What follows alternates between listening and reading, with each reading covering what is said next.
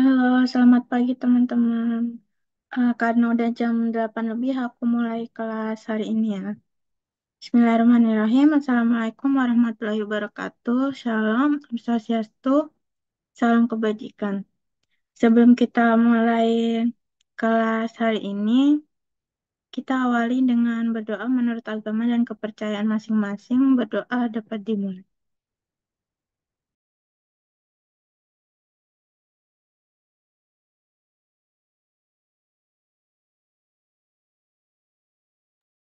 Berdoa dapat dicukupkan namun tak pernah selesai. Untuk teman-teman, sebelum mulai aku ingetin lagi buat yang belum on cam bisa dinyalain dulu ya kameranya.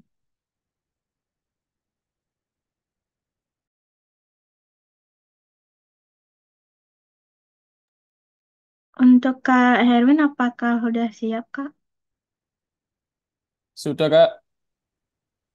Oke, untuk Kak Herwin kami persilakan untuk menyampaikan materi hari ini. Oke. Oke, terima kasih. Selamat pagi, teman-teman. Assalamualaikum warahmatullahi wabarakatuh. Semoga dalam keadaan sehat semua ya, teman-teman. Jadi, masuk ke hari Kamis gitu ya, 18 April. Jadi, mungkin sudah 3 pertemuan ini ya, harusnya kalau dihitung ya. Jadi, kali ini mungkin aku ada beberapa, apa namanya, topik gitu ya, untuk melanjutkan topik yang kemarin mungkin ya. Jadi, aku coba share dulu. Oke, ada 41. Oke.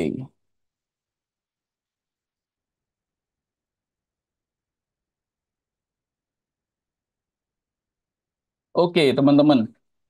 Jadi sebenarnya topik ini lanjutan yang kemarin. Kita masih di area Kubernetes gitu ya. Jadi kalau kita kemarin terakhir ngetahui gimana cara kerja si replication controller gitu ya, teman-teman. Jadi nanti akan aku jelaskan lebih detail gimana replication controller itu bekerja gitu ya. Lalu untuk itu aku akan bahas dulu apa yang namanya annotation gitu ya. Kalau kemarin aku sempat singgung terkait materi labels gitu ya. Nah, kali ini ada yang namanya istilahnya annotation, teman-teman. Jadi annotation itu kalau di apa namanya di Kubernetes itu adalah mirip kayak label gitu ya.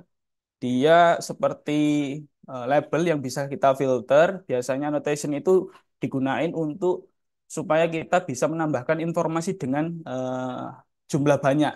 Kalau kemarin label kita hanya jumlah terbatas ya, teman-teman. Jadi kalau annotation ini bisa sampai 256 kilobytes gitu ya, teman-teman.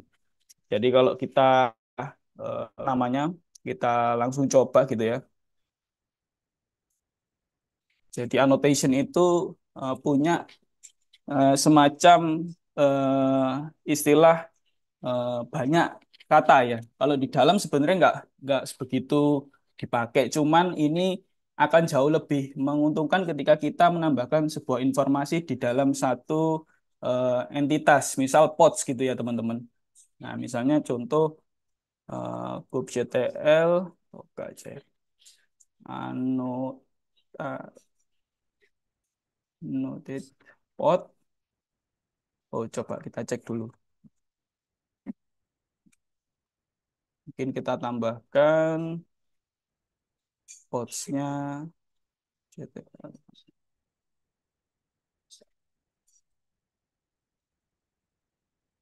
pod, namanya, nama podnya mungkin Engine X with label kayak kemarin ya. Terus kita anggaplah misalnya deskripsi sama dengan, nah ini nama deskripsinya misalnya hanya sebuah penjelasan di dalam pod Engine X kayak gitu. Jadi coba kita enter. Nah, otomatis dia akan menambahkan annotation di dalam pods yang bernama Engine Egg with label. Jadi fungsinya nanti kita bisa search juga ya, teman-teman. Dan kita coba cek. mungkin kita coba pakai argumen karena annotation sendiri itu berada di body si ketika kita eh, melakukan kubectl describe gitu ya.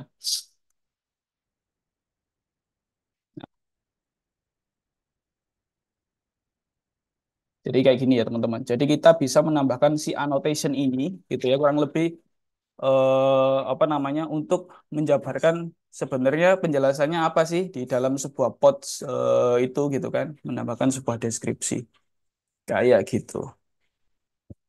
Oke, sampai di sini cukup jelas ya. Aku next. Jadi kita akan masuk sesuai dengan apa namanya janjiku yang membahas terkait detail sebuah namespace ya.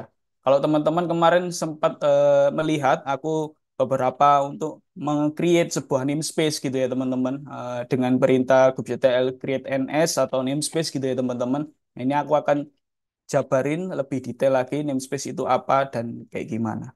Jadi by default di Kubernetes sendiri itu dia apa namanya sudah ter-create namanya default apa namanya istilahnya tiga ya istilahnya ada tiga namespace yang tercreate oleh Kubernetes ketika kita menginstal si Kubernetesnya baik itu Minikube atau cluster provider seperti EKS dan lain sebagainya nanti kita akan selalu bertemu ketiga ini nama ketiga namespace ini jadi default itu adalah merupakan sebuah namespace yang digunakan user sebagai untuk keseluruhan resource yang ada di Kubernetes clusternya. Jadi sebenarnya kalaupun kita nggak harus bikin sebuah namespace baru gitu ya, itu nggak jadi masalah. Itu akan defaultnya nanti akan dia create dia aktif namespace-nya itu berada di default gitu ya teman-teman. Jadi tanpa harus membuat namespace baru, dia akan ke default selama apa namespace ini aktif gitu ya teman-teman. Lalu ada juga namespace yang namanya Kube System. Jadi namespace ini itu sebenarnya berisi objek-objek penting ya yang ada di dalam Kubernetes sendiri.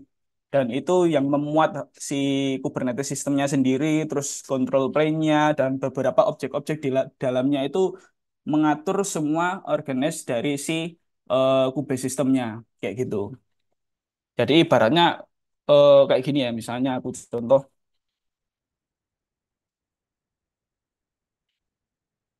Kubens. Nah, kita lihat ada namanya Kube System ya. Coba kita masuk dengan perintah Kubens, Kube System. Coba kita lihat. Nah, pot ini yang menjadi apa ya default dari si yang ada di dalam Kube System itu. Jadi pot-pot seperti yang kemarin, penyimpanan etcd, terus Kube API Server, Control Manager, Proxy, Scheduler, terus Storage Provisioner. Nah, ini itu yang disimpan di namespace si Kube sistemnya. Jadi apa intinya sebenarnya ada di Kube sistem. Jadi kalaupun ada di otak-atik gitu ya teman-teman, ada yang mau eksperimen silakan. Tapi resikonya ketika misalnya Kube sistemnya tidak mau jalan, nanti ketika mau provisioning si pods, replika kayak gitu-gitu nanti gagal bisa jadi seperti itu. Nah, lalu ada juga yang namanya Kube public. Nah, Kube public itu salah satu juga apa namanya namespace default biasanya sih idealnya dia kosong juga ya teman-teman nggak ada resource apa-apa di dalamnya karena dia itu diciptakan untuk supaya ketika eh, teman-teman atau keseluruhan user itu bisa melihat atau readable terkait penggunaan si namespace kayak public gitu ya kayak public folders gitu ya teman-teman. Jadi penggunaan itu biasanya dipakai terkait config map atau secret gitu ya. Jadi beberapa yang ada yang dipakai seperti itu, kayak gitu. Nah, saya lanjutkan. Jadi kapan kita menggunakan namespace ya teman-teman? Jadi kita akan menggunakan namespace itu ketika si Kubernetes kita itu sudah terlalu banyak resource-nya ya teman-teman. Jadi kita sudah ibaratnya kalau kita sudah pakai resource-nya itu ditampung di namespace default, terus kita mengkoleknya juga akan susah banget teman-teman. Jadi mengorganize beberapa pod atau services yang sudah kita deploy di dalam Kubernetes itu akan tercampur aduk gitu ya teman-teman. Kalau kita tidak mengorganize si namespace ini. Terus kita juga butuh memisahkan resource. Nah, ketika misalnya ada kebutuhan multitenant atau tim dengan environment yang berbeda juga, misalnya environment dev, environment staging, atau production itu dibedakan bisa kalau di namespace-nya sendiri. Dan juga ada kebutuhan misal nama resource itu bisa disamakan jika beberapa namespace yang berbeda. Misalnya nih ada kebutuhan namespace-nya itu khusus untuk aplikasi A gitu ya. Terus kita buat namespace namanya aplikasi A. Terus ada juga namespace yang namanya aplikasi B. Nah, itu nanti kita create-kan namespace berdasarkan resource-nya, kebutuhan dari resource-nya itu sendiri. Jadi lebih spesifik kayak gitu. Nah, ini perintah-perintah yang apa namanya? Yang aku sedikit share yang kemarin kayak kaget NS namespace gitu ya. Itu untuk melihat namespace yang ada kayak gitu ya. Terus kita bisa melihat pods yang ada di dalam namespace kalau kita spesifikkan pakai min n kayak gitu teman-teman. Oke. Nah, ini beberapa contoh juga. Kalau kita get namespace nanti keluar isi di dalam namespace yang aktif ya. Terus kalau kita pakai kubectl get all min n Kube system pasti dia akan select ke namespace Kube system aja. Terus kalau mau get all keseluruhan namespace ya ini pakai min all namespace ya. Itu sama kayak ini sebenarnya. Jadi tapi lebih detail lagi ya, detail lagi beserta objek-objeknya. Nah, ini cara membuatnya. Kalau kita pengen membuat ya, create ns misalnya di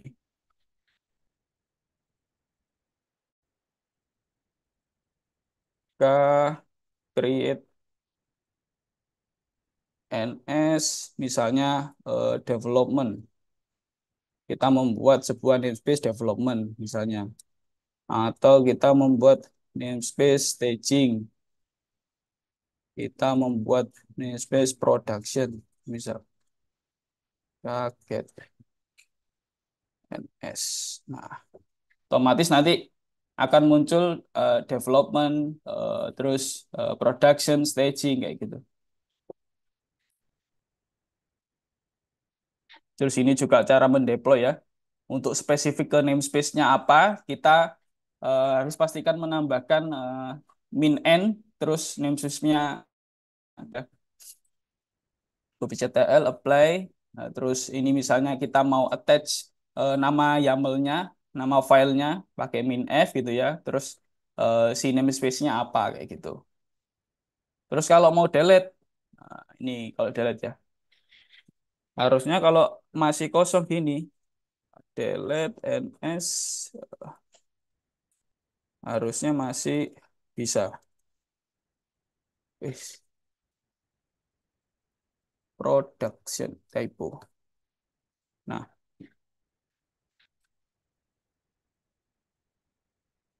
paket ns. Nah, jadi kalau kemarin aku demoin saat delete namespace ternyata gagal, itu karena memang di dalamnya itu masih ada resource. Nah, kebetulan resource-resource tadi itu masih aktif semua dan running gitu ya teman-teman. Jadi mau nggak mau seperti pemahaman kita di Docker, ketika kita membuat sebuah kontainer dan ingin langsung mendelete si image-nya, itu nggak bisa. Jadi kita harus stop dulu kontainernya, hapus dulu kontainernya, lalu kita baru bisa eh, delete si image-nya kayak gitu. Nah, di Kubernetes, kayak di Kubernetes sama. Ketika kita membuat sebuah namespace, terus kita sudah mendeploy beberapa aplikasi di dalamnya dan sudah running, nah itu harus di delete dulu resource-resource-nya yang ada. Baru bisa mendelete namespace-nya kayak gitu, teman-teman.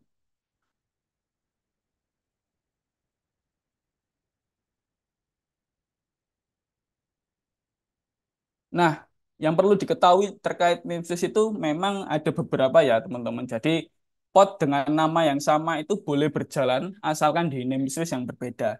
Jadi ketika misalnya teman-teman bikin sebuah pod dengan nama engine X di namespace development, terus teman-teman membuat nama pod juga dengan nama engine X di namespace staging, itu bisa berjalan. Jadi ibaratnya kalau kemarin kita belajar Docker, itu kan harus spesifik namanya ya, harus berbeda. Kalau kalau kita berjalan di satu environment yang sama. Tapi kalau di Kubernetes itu kita bisa bedakan berdasarkan namespace ini, teman-teman. Jadi kita bisa membedakan tidak membedakan namanya kalau kalau seandainya di namespace-nya itu berbeda kayak gitu. Terus namespace bukanlah cara untuk mengisolasi resource. Nah, kebetulan namespace itu masih saling terhubung ya teman-teman. Jadi antara engine engine X A di dalam namespace A misalnya katakanlah itu masih bisa terhubung dengan engine X B di namespace B kayak gitu. Jadi masih saling terhubung. Dia tidak bersifat terisolit atau tidak bersifat berdiri sendiri ya teman-teman. Jadi masih bisa komunikasi. Nah, ini beberapa contoh ketika kita mau membuat sebuah namespace menggunakan deklaratif ya teman-teman. Kita pakai YAML-nya kayak gitu.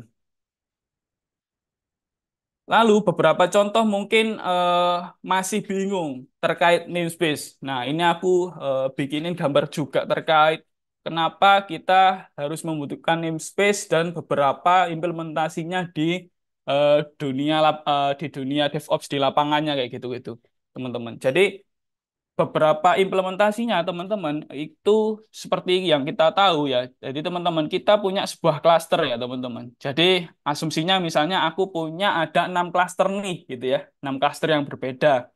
2 klaster diantaranya adalah klaster lokal aku di dalam laptop aku. Jadi kalau ketika aku kaget klasternya gitu ya teman-teman, nanti akan muncul konteks ini, 6 konteks ini ya. Nah, ada Docker Desktop, ada Minikube, terus aku mungkin buat lagi yang namanya cluster baru, misalnya Playground, terus aku buat lagi cluster baru namanya Development, terus aku buat lagi namanya Staging dan Production. Jadi secara spesifikasi antara ke-6 ini itu berbeda-beda ya teman-teman. Jadi tergantung dari kebutuhan kita mau deploy-nya atau kita mau implementasi klasternya seperti apa. Tapi kalau mengacu dengan beberapa rekomendasi dari aku, itu teman-teman bisa penerapan hal yang sama terkait konsep di cluster. Jadi sebenarnya kita bikin sebuah cluster, anggaplah teman-teman sudah bekerja di satu perusahaan dan menjadi DevOps engineer gitu ya teman-teman. Nah, teman-teman bisa membagi, ya minimal ada 4 cluster lah ya. Ada playground, ada development, ada staging, sama ada production. Nah, ada 4 spesifikasi yang punyai di perusahaan teman-teman nanti. Semisal ketika misalnya apa namanya di cluster development itu implementasinya penggunaan namespace itu kita bisa jadikan berdasarkan namanya teman-teman. Jadi misalnya nih aku buat aku di perusahaan yang sekarang misalnya teman-teman bekerja atau akan bekerja nanti itu punya 3 aplikasi. Nah, 3 aplikasi ini misalnya aplikasi HRS, aplikasi terkait procurement system, terus aplikasi terkait finance, itu kan beda-beda ya teman-teman. Jadi bisa dijadikan apa namanya ketiga namespace yang berbeda. Masih dalam satu cluster development ya teman-teman. Masih dalam satu cluster development. Jadi kalau kita lihat, kalau kita kaget NS atau kubectl get namespace-nya itu nanti akan kelihatan beberapa ya, termasuk default ya, termasuk default ada kube node list, ada kube publik sama kube sistem, termasuk beberapa yang sudah teman-teman create kayak gitu. Jadi dikelompokkan berdasarkan si aplikasinya. Biasanya kayak gitu. Jadi kalau di perusahaanku yang sekarang juga seperti itu. Jadi pengumpulan itu berdasarkan service atau aplikasinya. Lalu di dalam apa namanya di dalam namespace itu sendiri ada beberapa resource group ya atau RG atau bisa istilahnya pengelompokan lagi. Di dalamnya itu ada apa sih? Aja sih misalnya ada workload-nya terkait grup workload, ada grup configs, ada grup network, ada grup storage, ada grup events, ada grup access control, ada grup custom resource, ada grup Helm ya. Jadi beberapa apa kita apa namanya grouping. Nah, penggroupingan ini sebenarnya itu sudah otomatis dilakukan oleh si Kubernetes-nya. Jadi sebenarnya by default si Kubernetes itu sudah grouping berdasarkan ini semua gitu teman-teman. Jadi kita tinggal hanya memastikan si namespace-nya atau struktur dari naming space apa namespace-nya itu sudah standar. Jadi teman-teman kayak gitu. Dan kalau kita lihat di beberapa klaster yang berbeda, staging juga sama. Jadi di staging itu kita juga create yang sama, cuma kita bedakan di prefixnya biasanya. Di prefixnya kita pakai nama staging. Staging das aplikasi hari es. Kalau ini kan beda ya. Dev das aplikasi hari es kayak gitu. Dan juga sama staging aplikasi procurement, staging das aplikasi finance kayak gitu. Jadi ini pengelompokan berdasarkan si aplikasinya di environment staging. Jadi hampir sama kayak dev ya, hampir sama seperti dev by default semuanya sama, ada resource group-nya yang juga itu sudah diorganize sama si Kubernetes-nya. Yang berbeda adalah ketika kita apa namanya sudah masuk environment production. Jadi sebenarnya real world-nya ketika pakai sebuah satu cluster yang sama di dalam beberapa aplikasi itu sebenarnya ya masih belum merupakan sebuah preferensi ya teman-teman. Kalau di perusahaan yang beberapa perusahaanku itu memang dia sudah mengklasifikasikan, misalnya di dalam aplikasi HR dia punya klaster sendiri kayak gitu. Terus di dalam aplikasi procurement dia punya klaster sendiri kayak gitu. Jadi tidak berdasarkan namespace lagi. Ya sebenarnya bisa aja dalam satu apa cluster production. Cuma ketika kita ngomongin sebuah produk atau kita ngomongin sebuah apa namanya kita ngomongin sebuah produk yang terus berinovasi gitu ya, ada selalu update fiturnya dan lalu selalu berkembang kayak gitu ya. Jadi menurutku sih saran rekomendasinya adalah kita bikin satu cluster sendiri untuk si aplikasinya kayak gitu daripada kita punya sebuah satu cluster production gitu ya teman-teman. Terus kita bikin banyak apa namanya? Bikin masukin banyak aplikasi di dalamnya. Ya mungkin bagi beberapa apa namanya? DevOps bisa dikatakan bisa aja gitu ya. Misalnya kita oh kita nggak base kok kita bukan perusahaan yang menjual produk atau layanan. Ya misal ada asumsinya misalnya oh kita pakai ini kok pakai cluster ini untuk project base gitu ya misalnya ada apa namanya istilahnya ada pakai oh beberapa project di dalamnya dan project itu kan istilahnya kan sudah diikat sama user requirement ya teman-teman jadi apa namanya user requirement A, user requirement B, user requirement C kayak gitu jadi udah fix kayak gitu dan itu mungkin apa tidak ketika kita mengerjakan proyeknya sudah tidak berkembang lagi secara bisnis proses atau fitur di dalamnya, kecuali kita maintenance si proyeknya tadi kayak gitu. Nah, berbeda lagi kalau produk itu benar-benar sangat rapid development ya teman-teman, rapid development, banyak update fitur dan lain sebagainya kayak gitu. Ya, contoh mungkin kayak kita nggak usah jauh-jauh ngomongin aplikasi yang dipakai di beberapa perusahaan.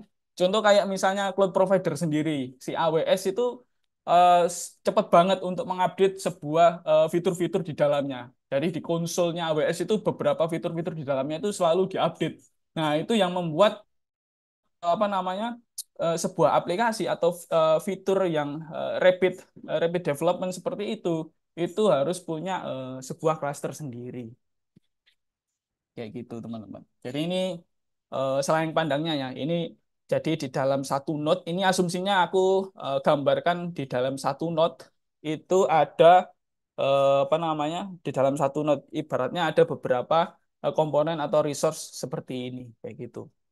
Dan juga beda lagi kalau kita ngomongin satu cluster itu punya beberapa node. Nah, itu gimana cara cara apa konsepnya kayak gitu ya. Cara konsepnya. Jadi bisa jadi ketika kita membuat sebuah namespace gitu ya, misalnya namespace dev aplikasi HRS dan dia punya apa J clusternya punya dua atau tiga node gitu ya teman-teman. Bisa jadi di dalam pods-pods yang ada di dalam namespace aplikasi HRS itu akan dibagi teman-teman. Jadi nggak melulu di dalam satu node, node satu. Bisa jadi misalnya di dalam aplikasi Hari S, dia sudah pakai konsep microservices gitu ya. Jadi ada pods terkait fitur, misalnya ada namanya fitur member atau karyawan gitu ya, karyawan manajemen kayak gitu ya, terus absensi manajemen kayak gitu ya, terus habis itu talent recruitment management di dalamnya misalnya seperti itu. Jadi itu dijadikan pods-pods sendiri sebagai service-service sendiri yang nantinya sebenarnya itu bisa jadi nggak selalu di node yang sama, tapi disebar gitu ya teman-teman. Disebar bisa jadi di talent management fitur apa pods pods atau service di itu dia nggak di node satu tapi di node 2 dan sebaliknya ada di node 3 seperti itu. Jadi kurang lebihnya gambarannya seperti itu, pemahaman terkait apa namanya struktur yang ada di klaster sendiri. Terus di dalam resource apa grup ini itu sebenarnya akan ada banyak teman-teman. Jadi kalau kita bisa lihat sebenarnya pengelompokan lagi itu banyak banget. Jadi kalau kita boleh bilang ya nggak semuanya kita pakai gitu teman-teman. Jadi beberapa beberapa apa namanya best practice jika di lapangan itu memang beberapa kita nggak pakai gitu ya teman-teman. Tapi kita minimal harus ketahui ya. Misalnya contoh deployment, style food set, misalnya terus replica set, replication controller kayak gitu ya, jobs. Terus kalau di config itu misalnya ada HPA, horizontal pod autoscaler. Nah ini yang sekiranya resource-resource yang penting gitu ya teman-teman yang ada di dalam sebuah cluster Kubernetes itu sendiri kayak gitu. Jadi nanti akan ada apa namanya storage gitu ya, ada PV, ada PVC atau persistent volume claims dan percentage volumes kayak gitu-gitu. Terus juga kalau di network itu ada ingress, ada port forward gitu ya.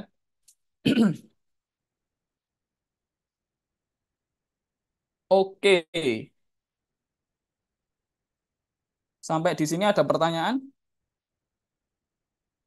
Kalau nggak ada pertanyaan, aku bisa lanjut.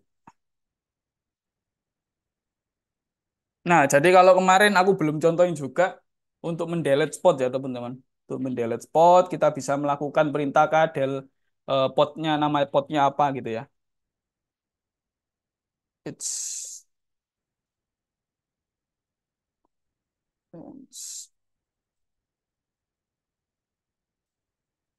target pot kita lihat misalnya delete nama potnya apa misalnya.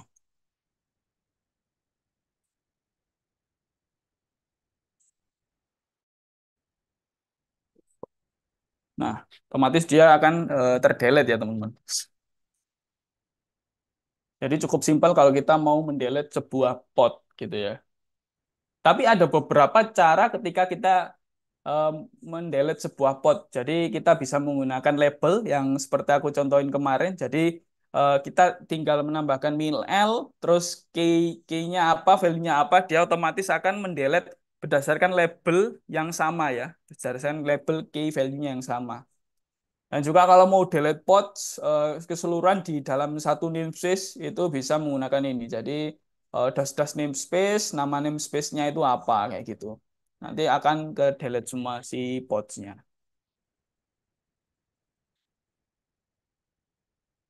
Oke, terakhir aku kemarin sudah jelasin ini ya, berarti ya. Oke, kemarin aku sudah jelasin simulasi terkait replication controlnya ya. Jadi kalau kita ngomong si replication controller itu eh, apa namanya mengorganize si replika-replika yang ada di dalam pods. Aku akan melanjutkan gimana caranya untuk membuat sebuah replication controller itu sendiri. Kalau kemarin kita hanya melihat, kita akan coba. Jadi teman-teman yang sudah bisa mini cube-nya atau Docker desktop-nya bisa langsung nyoba ya teman-teman. Jadi kalau kita lihat gitu ya teman-teman, kita bisa melihat replication itu pakai perintah ini ya teman-teman. Jadi kalau kita melihat pods, kita cukup kubectl get pod gitu ya. Kalau replication controller itu pakai RC, kita singkat RC atau bisa disebut dipanjangin gini bisa. Ya. Tapi lebih mudahnya enak ya pakai RC gini aja udah cukup. Dia akan keluar gitu teman-teman. Jadi kalau kita lihat replication control sendiri itu coba aku akan demo terkait. Jadi replication control sendiri kita harus define ya teman-teman. Define dulu si apa namanya kainnya gitu ya teman-teman. Coba aku bentar aku pastikan dulu.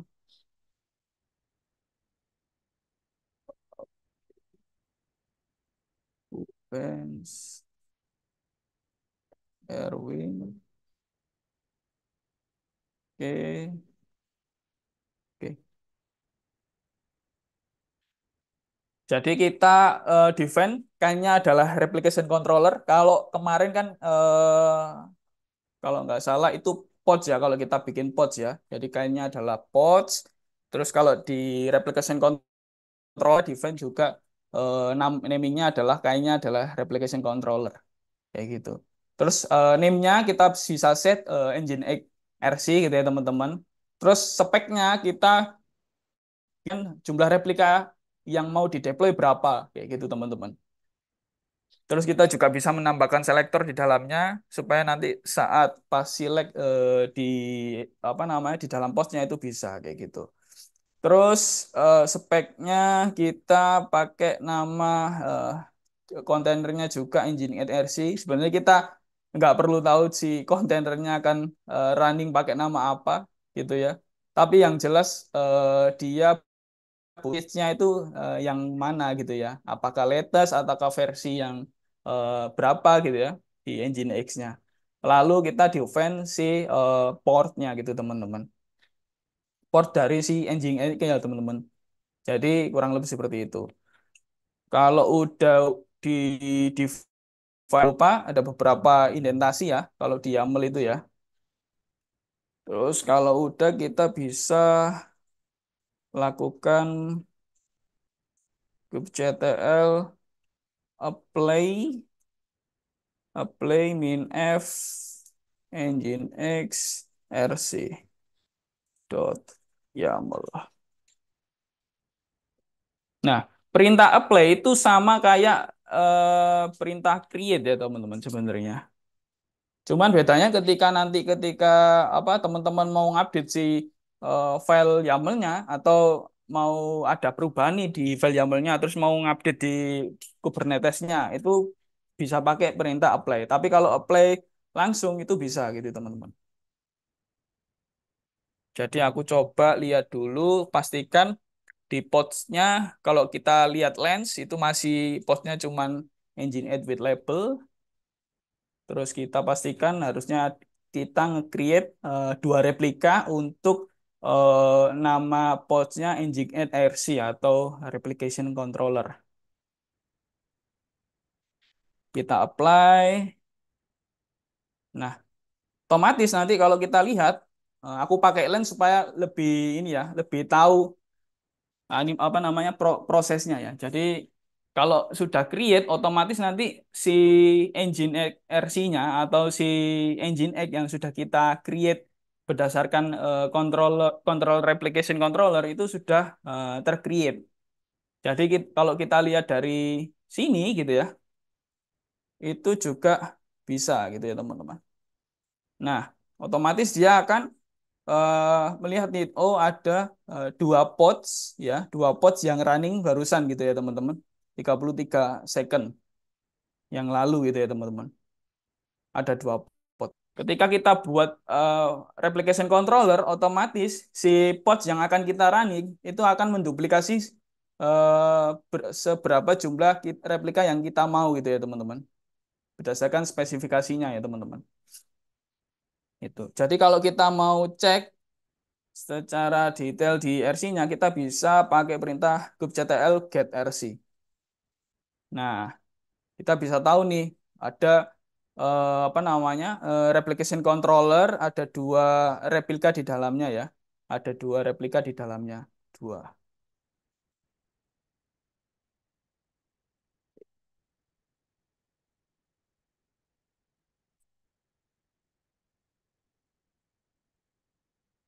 Oke, sampai di sini teman-teman eh, cukup dipahami.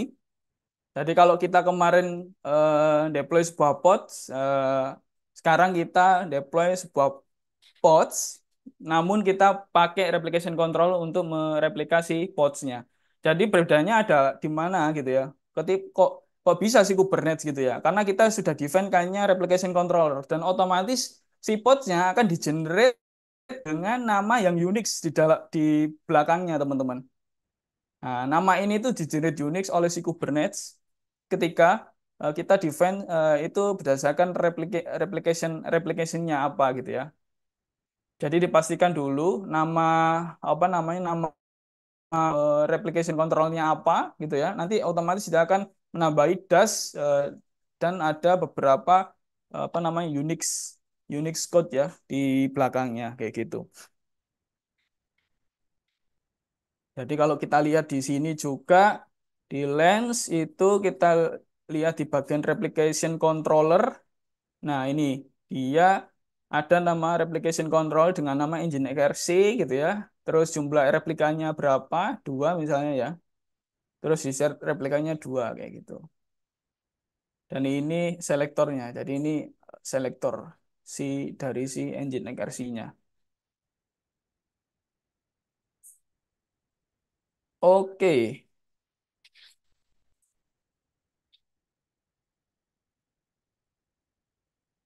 sampai di sini cukup jelas ya teman-teman. Oke. Bentar. Aku di- Nah, sebelum aku delete, gimana caranya untuk men-scale gitu ya teman-teman. Jadi kalau di apa namanya di RC, di replication controller itu juga bisa kita scale gitu ya teman-teman. Dengan menggunakan cara kubectl scale min replikanya kayaknya berapa, misalnya replikanya asumsi kita buat 5 gitu ya. Terus RC lalu nama RC-nya apa? Nama si RC-nya. Jadi ini kita pakai RC aja cukup ya teman-teman, nggak usah ditulis replika set. Jadi kita coba untuk skill yang tadinya mungkin ada apa namanya ada dua pods ya teman-teman. Nanti kita coba skill pakai imperatif command. Oke, imperatif command harusnya dia akan nambah otomatis. Nah, dia akan nambah tiga ya teman-teman. Kan tadi kan ada dua pods yang sudah ada existing, dia akan menambah tiga secara otomatis kalau kita jalankan dari si imperatif-nya. Tapi ini tidak disarankan teman-teman. Kita jalankan imperatif command. Jadi pastikan kita selalu berpatokan pada pemahaman IAC, infrastruktur as code ya. Jadi segala sesuatunya ditulis di code gitu. Jadi representasi deployment yang ada di dalam Kubernetes itu harus sama dengan yang ada di dalam kode kita. Jadi kode YAML kita ya harus sama, nggak boleh ketika kita ngomong oh di dalam Kubernetesnya kok sudah ada 5, sedangkan di dalam kode kita kok masih dua gitu kan? Ya itu nggak boleh. Jadi bisa dikatakan nanti akan membingungkan bagi teman-teman DevOps yang lain. Kalau teman-teman DevOps yang lain sudah bermindset infrastruktur as a code. Jadi teman-teman di sini kan sudah belajar IAC juga ya kemarin ya, Terraform ya. Terraform untuk memprovisioning infrastructure. Nah, ini nanti juga memprovisioning deployment ceritanya teman-teman. Jadi kalau ada istilah memprovisioning infrastructure di dalam sebuah DevOps untuk membuat sebuah EC2 secara coding, membuat EKS secara apa namanya coding, nggak pakai GUI konsol kayak gitu, itu pakai Terraform gitu ya.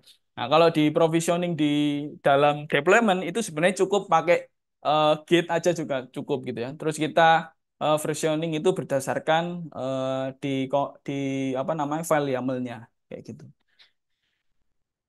Jadi kalau kita coba ya, kita coba dari yang mulanya 5 gitu ya. Dari yang mulanya 5 kita coba turunkan menjadi 3 gitu ya teman-teman di dalam file YAML-nya.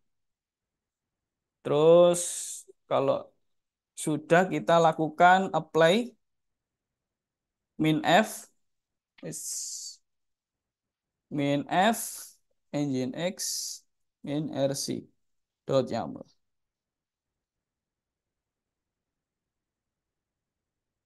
Nah, otomatis dia akan menjadi 3 ya teman-teman. Jadi dua yang tadi yang sebelumnya kita execute pakai perintah komen akan hilang dan menjadi 3 pods yang tersisa.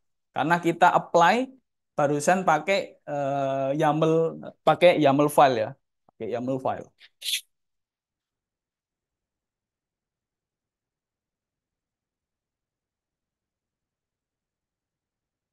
Oke, sampai di sini cukup aman ya teman-teman ya.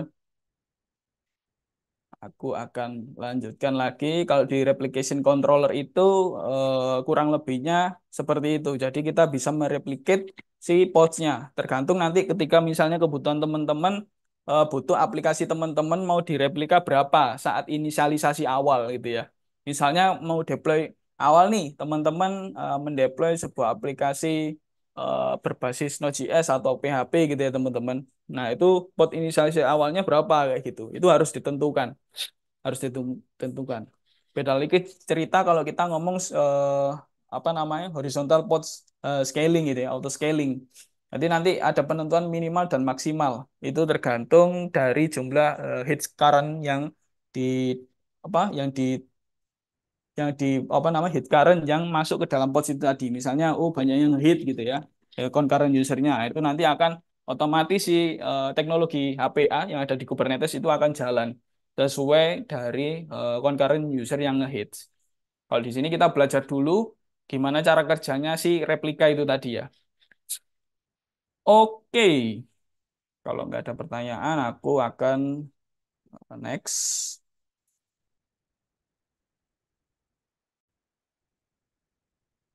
Jadi kalau kita mau delete RC-nya juga bisa ya teman-teman. Kita delete RC-nya dengan perintah command kubectl delete RC nama RC-nya. Misalnya kalau kita mau delete si K delete RC nama RC-nya Nginx RC. Otomatis nanti di sini akan terdelete, udah hilang ya.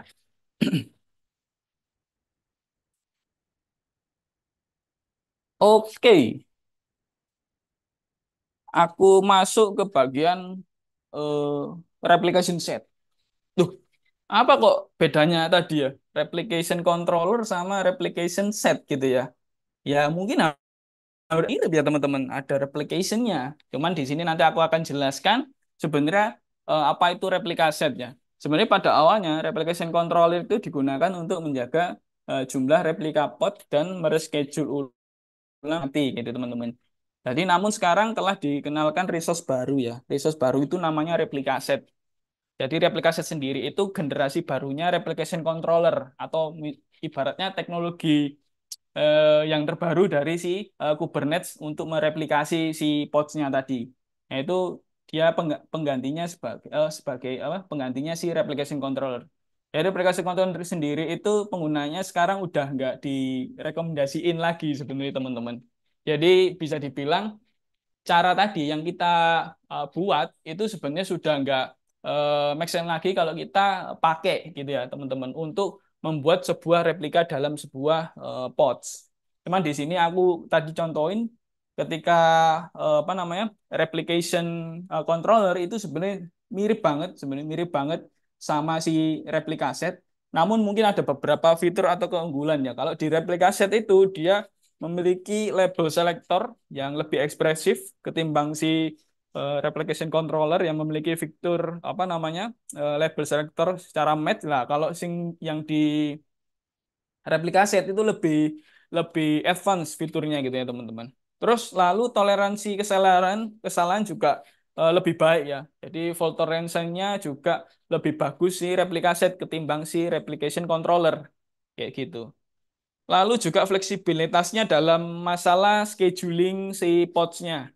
Jadi ketika apa si pods-nya itu mengalami mati gitu ya teman-teman. Terus mau menghidupkan kembali si pods yang mati tadi, otomatis si Kubernetes itu akan apa mencari beberapa node yang mungkin availability-nya kayak gitu ya.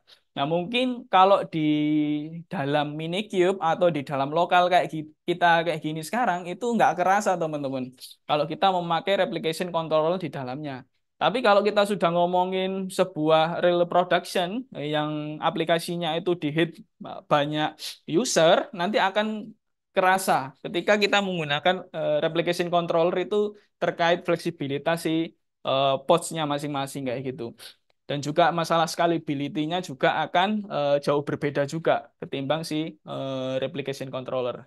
Nah, maka dari itu replica set ini sebagai pengganti si replication controller, tapi secara fitur, secara fungsi itu kurang lebih sama ya, kurang lebih sama. Nah, sekarang pertanyaan adalah pods dengan replica set itu apa sih bedanya? Kalau tadi pods sama replication control itu dia bedanya ada di sebuah labelingnya teman-teman. Jadi kalau kita ngomong di replika set itu kita bisa menambahkan sebuah labels di dalam apa namanya di dalam sebuah YAML formatnya, YAML filenya gitu. Dan juga kita bisa menambahkan beberapa identity di dalamnya match label kayak gitu ya, match label di dalam sebuah replika set. Nah, di dalam replika set manifest filenya itu ada beberapa yang perlu kita sorot ya. Tadi kalau kita ngomong replication controller itu kita pasti juga menemui replikanya ya. Jumlah replikanya mau berapa kayak gitu. Lalu juga jumlah apa pods-nya. Kalau di replika set kita juga bisa melihat menggunakan selektor ya. Untuk match labelnya kita bisa watch atau melihat kita mau memantau berapa apa namanya app Hello misalnya contoh ya. App Hello ini kita pantau menggunakan si selektor. Dan juga pot template-nya kurang lebih sama ya. Pot template kurang lebih sama. Jadi secara manifestnya, perbandingan manifestnya di selektor sendiri itu ada bagian dari spesifikasi replika set yang digunakan untuk menentukan pot mana yang harus dikelola oleh replika set. Ini adalah kunci dari untuk memilih pot-pot tertentu yang harus dikelola oleh replika set. Jadi kita di apa define selektornya menentukan pot-pot pemana yang harus dikelola oleh si replika setnya. Jadi replika setnya juga mampu untuk memantau pot-potnya yang sesuai dengan label yang sudah kita definisikan ya. Label yang sudah kita definisikan di atas gimana jumlah replikasi pot itu tersebut sesuai dengan kebutuhan apa gitu. Terus ada juga match label. Nah, match label ini juga menentukan bagian dari spesifikasi replika setnya digunakan untuk menentukan label-label mana yang harusnya cocok dengan pot yang akan dikelola oleh si replika set. Jadi ini bagian juga dari selektor, match label itu menentukan label-label mana yang cocok dengan dikelolanya kayak gitu. Jadi hanya pot-pot yang memiliki label-label tertentu saja dan sesuai dengan yang ditentukan di dalam match label itu yang akan dikelola oleh si replika setnya. Jadi istilahnya kita tidak menghapus dari si pods-nya, namun pods-nya itu akan diatur ulang oleh si replika setnya dengan menggunakan cara match label ini. Kayak gitu teman-teman. Nah, sekarang kita gimana sih caranya untuk membuat replika set gitu ya, teman-teman?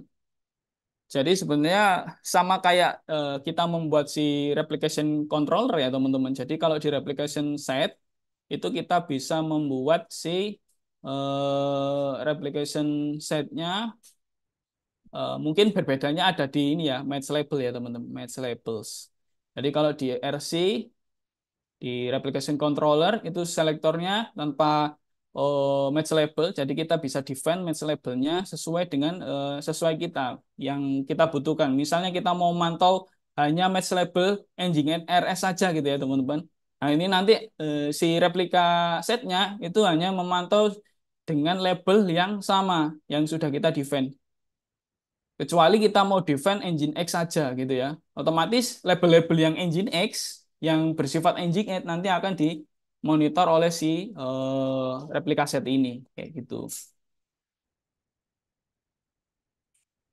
Nah, caranya sama. Jadi kita define dulu si versionnya, versi berapa, terus kita kainnya kita pilih replika set. Jadi kalau tadi replication controller itu pakai replication controller. Nah, kalau replication set itu kita pakaikan replication set. Terus metadatanya kita tulis nama, terus jumlah replikanya berapa gitu ya. Terus selektornya, template dan spesifikasinya juga sama gitu ya. Dan baru kita pakai image yang sama kayak gitu ya. Terus container port yang sama 80. Kalau udah coba langsung kita apply gitu ya, teman-teman.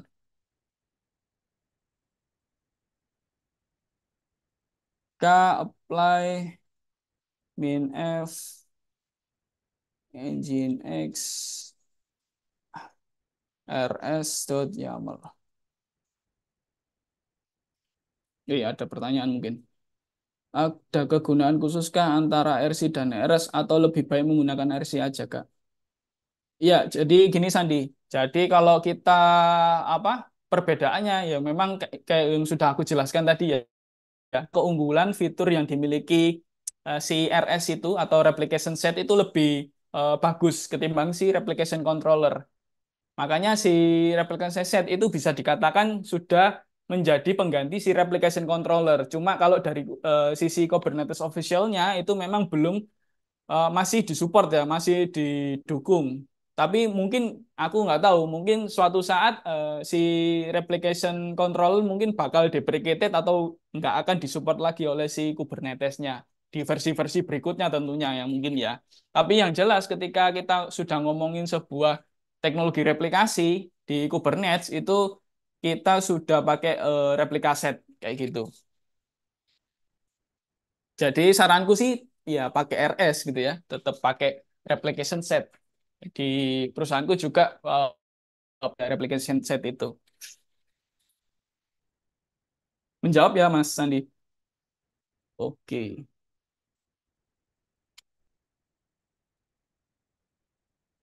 Jadi kalau kita mau apply atau kita pakai create juga bisa gitu ya teman-teman. Create. Nah, otomatis kita pantau di sini. Nah, otomatis dia akan create dua ya. Karena kita define juga replikanya dua tadi. Cuman bedanya nanti apa control by-nya ini ya jadi replika set ya. Yang tadinya mungkin replication control menjadi replika set. Jadi kalau kita lihat dari lens juga bisa replika set. Ini share-nya dua, current yang postnya ada dua, yang ready ada dua. Kayak gitu. Nah, kalau kita lihat di command line juga kaget atau kubectl ya. Kubectl kaget RC. Sorry.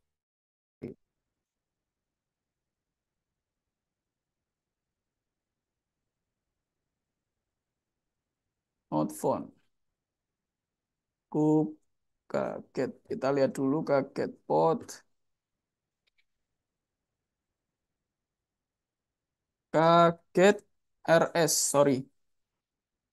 Jadi kalau RC itu replication controller, kalau RS itu replication set. Jadi kita cara bacanya juga RS ya teman-teman. Nah, itu untuk menentukan, untuk melihat di sisi CLI-nya. Jadi kalau kita lihat dia sudah running juga ya, udah running.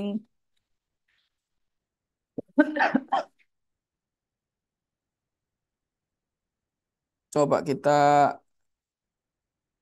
ke describe RS. Kalau kita mau lihat describe-nya. Nah, kita juga bisa lihat spesifikasi dari si pods yang kita sudah buat ya. Jadi di namespace Herwin, terus selektornya, terus labelnya kalau bisa di set juga, label annotation itu kita set juga ya.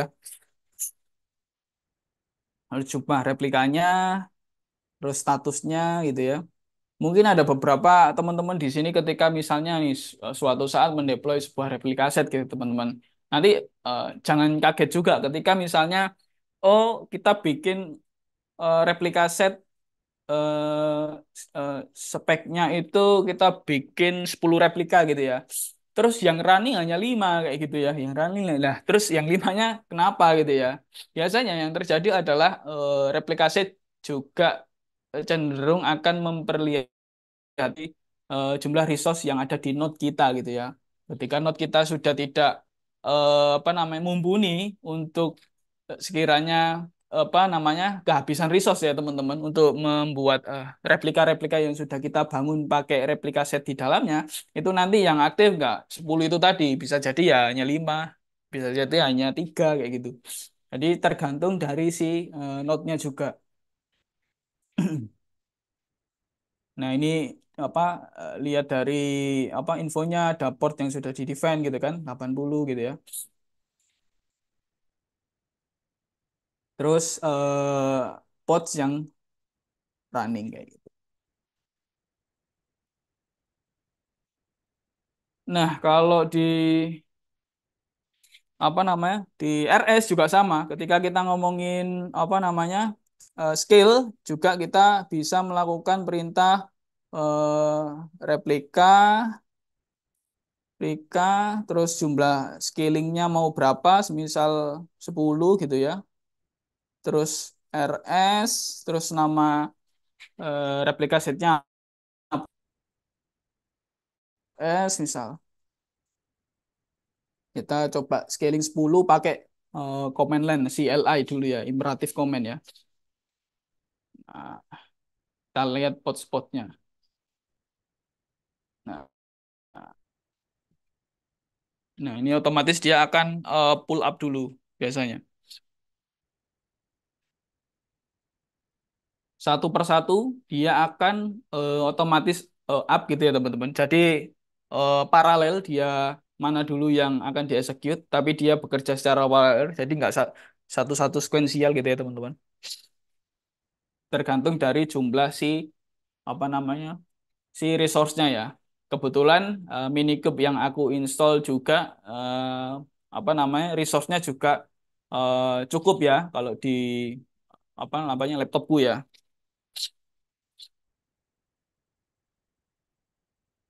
Jadi kalau mau scale scale down di sini juga bisa pakai perintah ini. Misalnya kita mau scale down 5. Nah, otomatis dia akan mati dan dia akan menyisakan sejumlah 5 yang kita sudah define. Atau kalau di Lens itu cukup gampang teman-teman. Sebenarnya kalau di Lens itu kita menu replika set, terus kita apa namanya ke arah menu scale, nanti kita bisa adjust di sini. Nah, bisa di-adjust seperti ini. Jadi cukup mudah banget untuk pengguna user GUI gitu ya. Apalagi teman-teman yang sekiranya lebih cenderung wah kayaknya pakai GUI aja deh gitu kan. Lebih simple, lebih gampang gitu daripada command line gitu kan. Mungkin ada beberapa teman yang CL gitu ya. Ya nggak masalah. Sebenarnya CLI pun juga akan melatih kita terhadap komen-komen yang akan kita jalankan di sebuah Kubernetes itu sendiri gitu. Lagian toh nanti ketika kita mau ujian sertifikasi gitu ya, contohnya misalnya CKA, itu nanti ujiannya nggak pakai GUI gitu, dia pakai full comment base gitu. Nah, ini misalnya contoh aku pakai GUI gitu ya di Lens, kita coba skill. Nah, ini juga sama.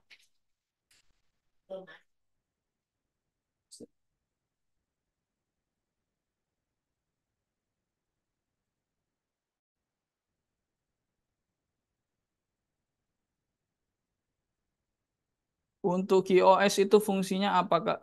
QoS tahu quality of service ya, Sandi ya. Mungkin kalau di sini istilahnya belum aku sempat jabarin sih. Tapi apa, Mas Sandi, nemu informasi QoS itu di mana? Kalau Itu Kak, general, mm, sampingnya Node. oh ini QoS ini ya. Oh, QoS ini biasanya ini apa namanya istilah kalau kita ngomongin nge-up sebuah pods itu ada namanya base effort juga.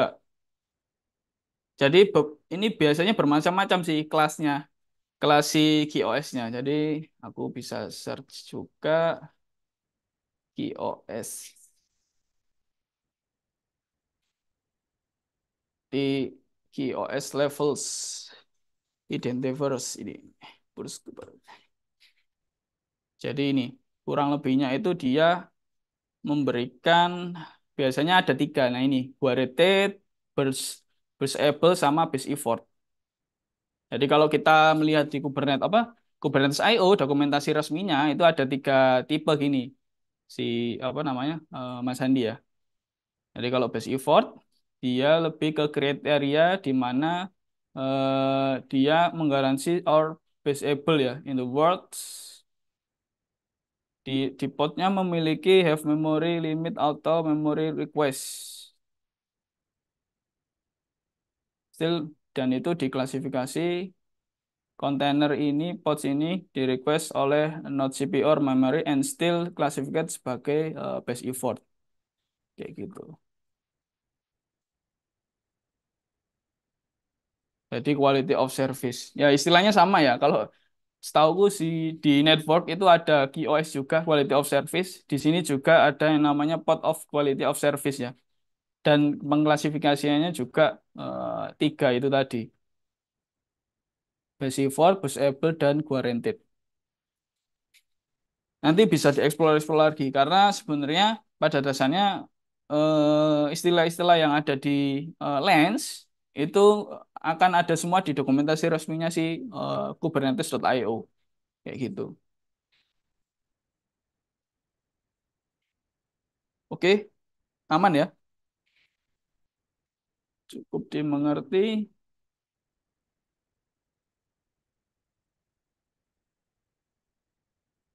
Oke. Jadi kalau kita bilang, ibaratnya tadi aku jelasin ya, karena kita pakai single cluster, minikube, otomatis node-nya ya minikube aja.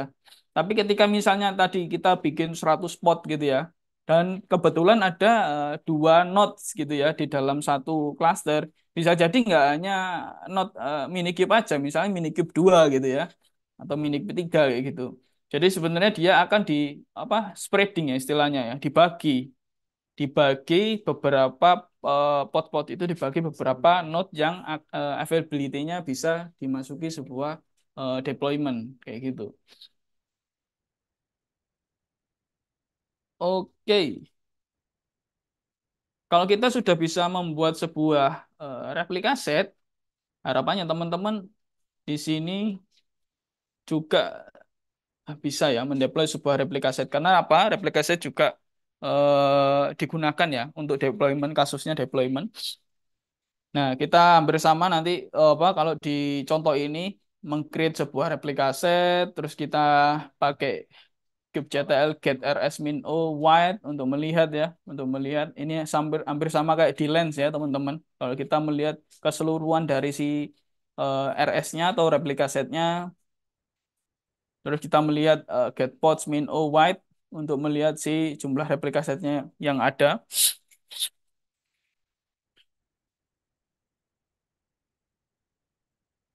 Nah, ini beberapa komen yang sekiranya mungkin nggak harus dihafal juga, tapi yang jelas teman-teman tahu, paham, kalau kita bisa mengedit langsung si replika setnya di dalamnya, like seperti image-nya, mengganti image-nya, atau mengganti jumlah replikanya, kayak gitu, yang pernah aku contohin ya.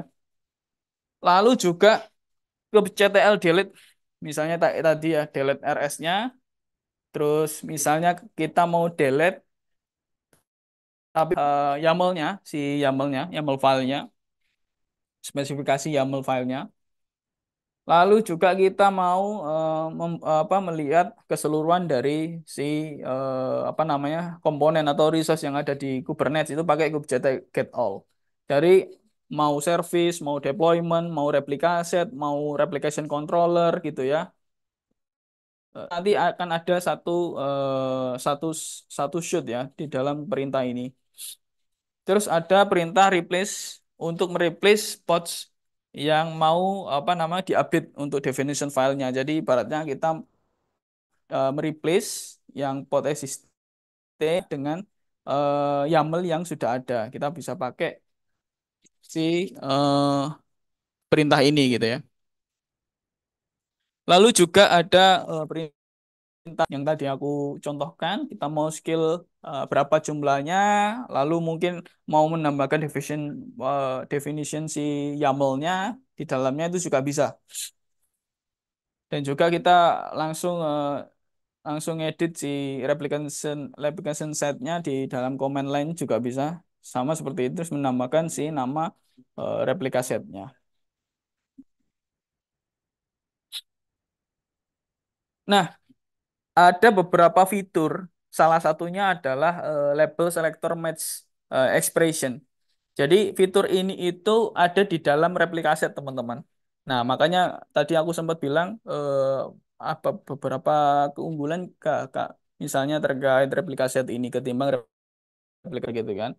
Kalau kita lihat ada yang namanya istilahnya label selector match expression gitu ya. Jadi fungsinya apa gitu ya? Label expression itu digunakan untuk menentukan port mana yang akan dipilih atau dikelola oleh suatu objek di dalam Kubernetes.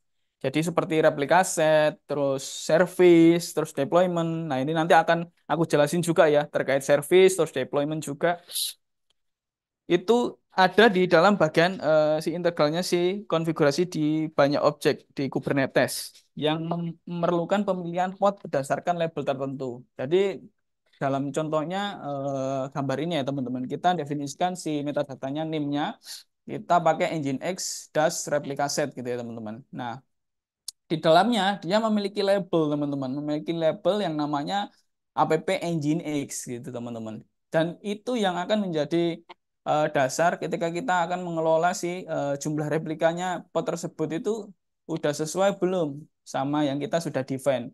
Nah, ketika otomatis kita sudah define match labelnya sesuai dengan nginx gitu ya teman-teman. Nanti akan otomatis mereplika hanya si label-label yang sama, yang similar sama yang sudah kita define.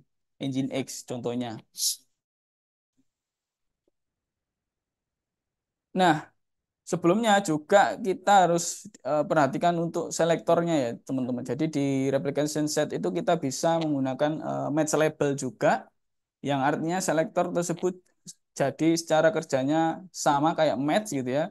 Sama seperti yang di replication controller, selain menggunakan match label, operasi lain yang bisa digunakan dalam selektor di replication set itu ya menggunakan match expression gitu ya teman-teman. Nah, kalau di match expression itu lebih apa namanya lebih enak lagi kalau kita mau memanfaatkan kalau kita mau memanfaatkan si match expression ini. Jadi contohnya misalnya di dalam match expression itu ada in gitu ya, perintah in di dalamnya. Itu nanti ada value label yang harus ada value innya itu apa aja. Misalnya contohnya Anda hanya dapat memilih pot-pot yang memiliki label dengan nilai yang cocok dengan salah satu dari nilai-nilai yang didefinisikan dalam daftar. Misalnya contoh app in, terus misalnya di posnya namanya front end dan back end gitu ya. Nah, hanya level-level app saja yang akan di expressionkan, yang akan diatur gitu di dalam replikasinya. Samanya dengan not in, kalau not in itu dia berlawanan sama in ya, dia memungkinkan untuk memilih pot-pot yang memiliki label yang dengan nilai yang tidak cocok dengan nilai yang kita definisikan di dalam daftar. Ibaratnya kita pakai labelnya adalah app gitu ya. Nah, selain app itu nanti yang akan diatur pakai not in tadi. Ada juga pakai exist gitu ya teman-teman. Jadi ini dia harus pakai labelingnya, terus dia memilih yang sekiranya nanti akan diatur. Jadi dia namanya, apa namanya, key-nya tanpa melihat dari si nilainya atau value-nya, teman-teman. Jadi kalau ada beberapa label, misalnya app juga ya, terus memiliki label app itu misalnya app backend atau app frontend itu dia dia tidak melihat, tapi dia bisa diatur di dalamnya. Terus not exist itu kemungkinan untuk memilih pot-pot yang tidak memiliki label dengan memberikan. Jadi kalau kita tambahin not exist atau pentung pentung namanya misalnya app gitu ya teman-teman. Itu tidak akan memilih pot yang memiliki nama app tadi kayak gitu. Oke, itu untuk mesh expression teman-teman. Kalau kita lihat, sorry,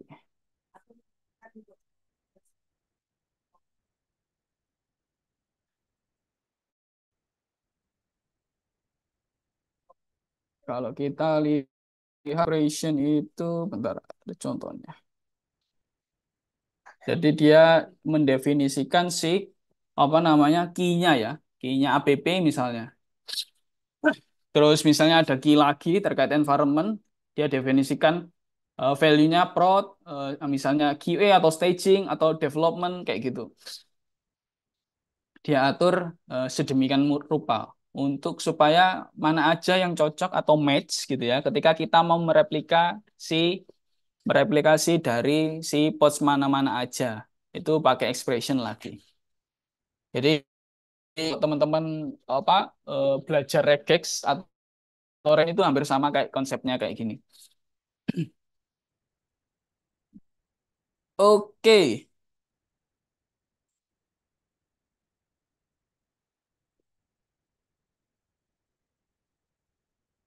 aku lanjut ke bagian deployment.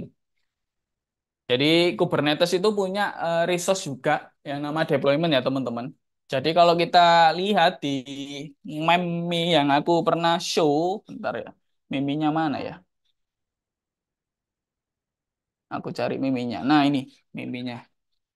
Jadi ibaratnya si deployment itu adalah puncak dari resource di dalam sebuah work di dalam Kubernetes-nya. Jadi ibaratnya kalau di resource group itu dia adalah puncak si ta- wait, wait.